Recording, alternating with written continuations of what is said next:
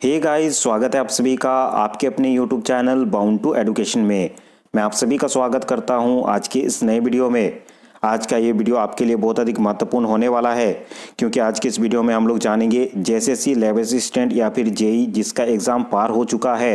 हाल ही में इन दोनों का एग्ज़ाम हुआ है और हाल ही में आपका नियोजन नीति को रद्द कर दिया गया है। तो अगर नया नियोजन नीति बनता है या फिर जो नियोजन नीति था उसमें संशोधन किया जाता है, तो क्या ये जो एग्ज़ाम है ये फिर से कंडक्ट होंगे या फिर जो भी एग्ज़ाम पार हुए हैं उसी के आधार पर मेरिट लिस्ट जारी किया जाएगा।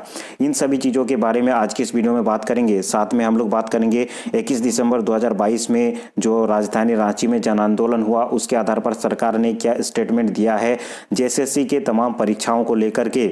उन सभी विषयों पे आज की इस वीडियो में चर्चा करेंगे, तो वीडियो के अंत तक बने रहें। अंत में मैं आपको बता दूंगा कि आपको आगे क्या करना है। अगर आप चैनल पे नए हैं, अभी तक चैनल को सब्सक्राइब नहीं किया तो इसे जरूर सब्सक्राइब कर दे। अगर आपने वीडियो को देखना शुरू कर चुका है लेकिन फिर भी वीडियो को लाइक नहीं किया है तो इसे जरूर लाइक कर दे। आपके लाइक और आपके रिस्पॉन्स से ही हमें पता चलता है कि किस प्रकार के वीडियोस आपको प्रोवाइड करवाए जाएं। तो चलिए बिना किसी देरी के आज के इस वीडियो को शुरू करते हैं। सबसे पहले तो जानते हैं कि हमारे पास पॉसिबिलिटीज़ क्या क्या थी और कौन सा पॉसिबिलिटी कल जो जन आंदोलन हुआ 21 दिसंबर 2022 को, उस जन आंदोलन में कौन सी पॉसिबिलिटीज समाप्त हो गई। सबसे पहले तो हमारे पास दो प्रकार का पॉसिबिलिटीज था। पहला सिचुएशन हो सकता था, सिचुएशन 1 हम लोग देखते हैं।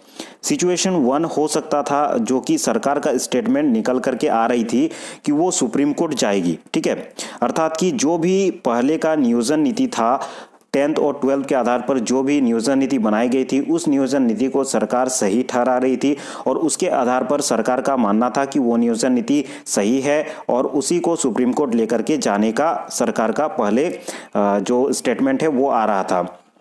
लेकिन 21 दिसंबर को जन आंदोलन हुआ राजधानी रांची में, जिसमें जो भी विधायक आए हुए थे, लगभग 4-5 विधायक वहां पे आए। उन्होंने स्टेटमेंट दिया कि सरकार सुप्रीम कोर्ट नहीं जाएगी।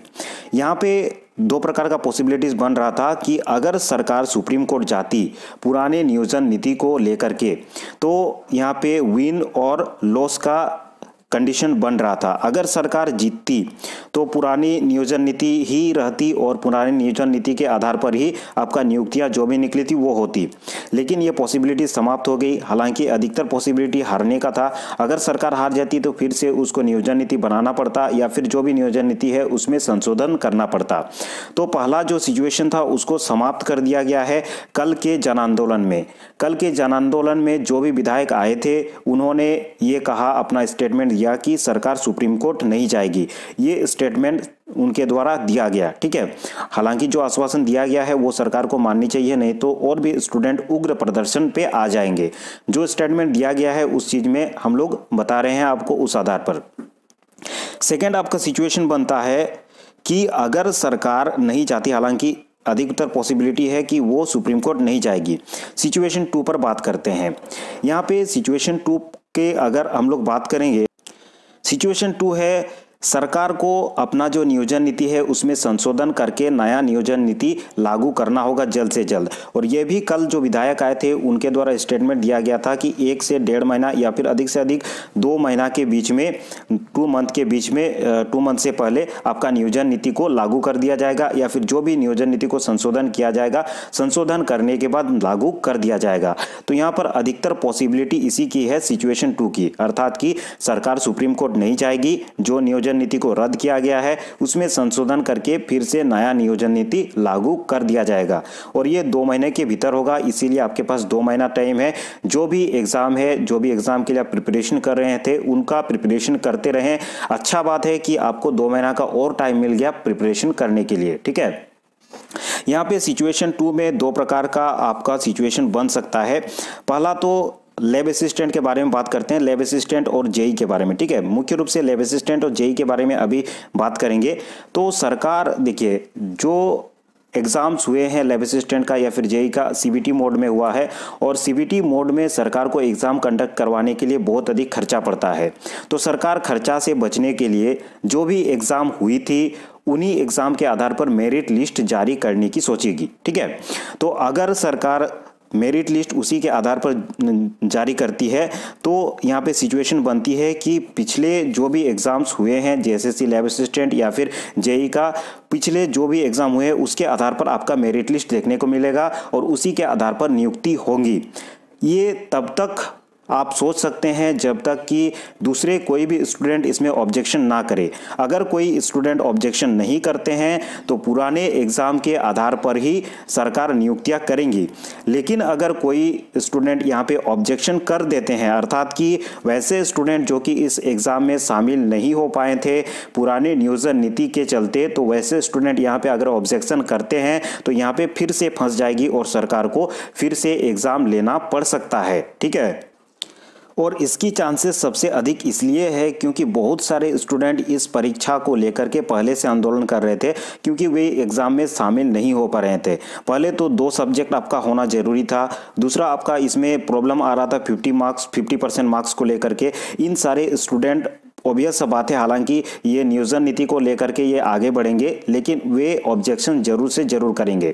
ठीक है, और बहुत सारे स्टूडेंट ऐसे थे जो झारखंड के निवासी होने के बावजूद वे फॉर्म फिलअप नहीं कर पाए थे क्योंकि झारखंड से उनका मैट्रिक और इंटर नहीं था। तो ये स्टूडेंट ऑब्जेक्शन करने का प्रयास करेंगे। सबसे पहले तो सरकार आंसर की जारी करेगी और ये रिएक्शन देखेगी कि जो स्टूडेंट यहाँ पे लैब असिस्टेंट में शामिल हुए थे उनका किसी भी प्रकार का रिएक्शन अगर नहीं आता है तो इसी के आधार पर जो एग्ज़ाम हुआ है उसी के आधार पर मेरिट लिस्ट जारी कर दी जाएगी। उसके बाद रिजल्ट भी इसी के आधार पर जारी कर दी जाएगी और इसी के आधार पर नियुक्ति होगी।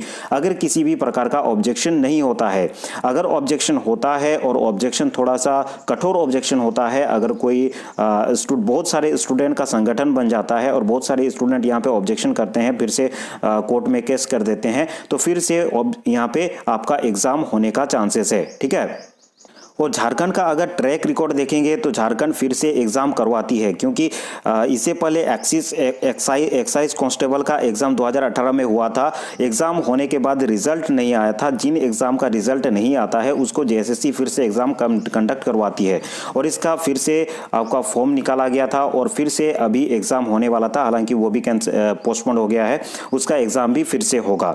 तो इन सब चीज़ों के बारे में हम लोग बात करते हैं। तो अभी मैं आपको बता दूंगा कि आपको करना क्या है। ठीक है, यहाँ पे आप सभी का सवाल आएगा कि सर आप तो और भी कंफ्यूज कर दिए। तो मैं आप सबको सजेशन दूंगा कि आप अपना पढ़ाई को कंटिन्यू रखें।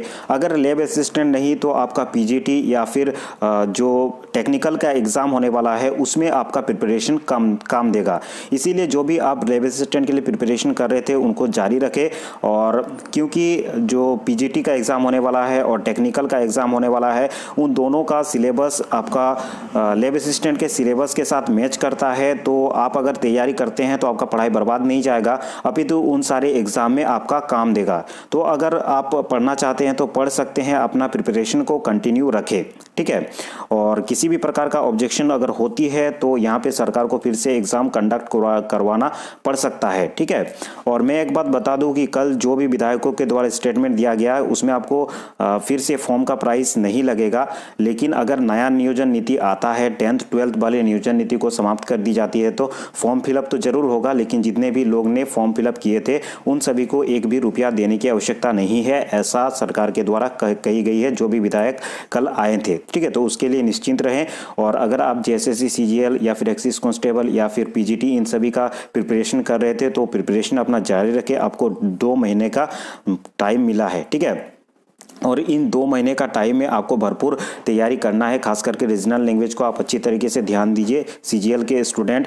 और जैसे ही नियोजन नीति बन जाएगा इन सारी चीज़ों को जल्द से जल्द सरकार निपटाने का प्रयास करेगी, जल्द से जल्द नियुक्तियां करने का प्रयास करेंगी। उस समय आपको थोड़ा सा भी टाइम नहीं दिया जाएगा, बल्कि 20-25 दिन के अंदर सारे जो एग्ज़ाम्स है उनको कंडक्ट करवा दी जाएंगे जैसे ही आपका नियोजन नीति लागू होता है।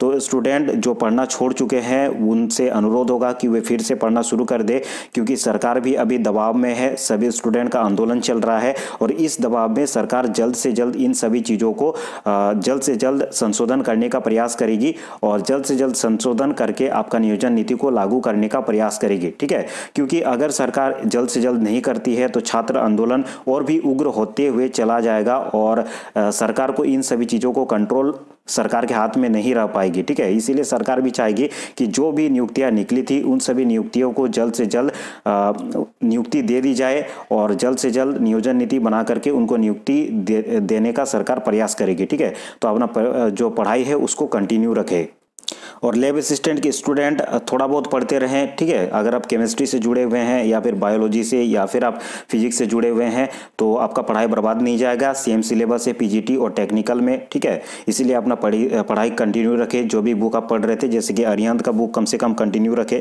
अरिहंत का बुक कंटिन्यू रखें। अगर आपका एग्जाम फिर से होता है तो आपको 20-25 दिन का टाइम मिल जाएगा। 20-25 दिन में आप सारी चीज़ों को फिर से रिविज़न कर सकते हैं। इसीलिए थोड़ा बहुत 2-4 घंटा दिन में समय निकाल करके अपना पढ़ाई जो है वो कंटिन्यू रखें। ठीक है, तो आज के इस वीडियो में इतना ही। अगर इसी प्रकार विभिन्न प्रकार से झारखंड से संबंधित जानकारी आप चाहते हैं तो चैनल को विजिट कर सकते हैं। चैनल में सभी प्रकार के तैयारी के वीडियोस आपको मिल जाएंगे और हमारे साथ और भी टीचर जुड़ने वाले हैं। जल्द से जल्द हम लोग क्लासेस स्टार्ट कर देंगे और हो सके तो डिजिटल बोर्ड पे आपको क्लास को करवाने का प्रयास किया जा रहा है। ठीक है, तो अगर आपने अभी तक चैनल को सब्सक्राइब नहीं किया है तो इसे जरूर सब्सक्राइब कर दे। अगर आपने वीडियो को लाइक नहीं किया है तो इसे जरूर लाइक कर दे। धन्यवाद बाउंड टू एडुकेशन के साथ जुड़ने के लिए। अगले वीडियो में हम लोग फिर मिलते हैं।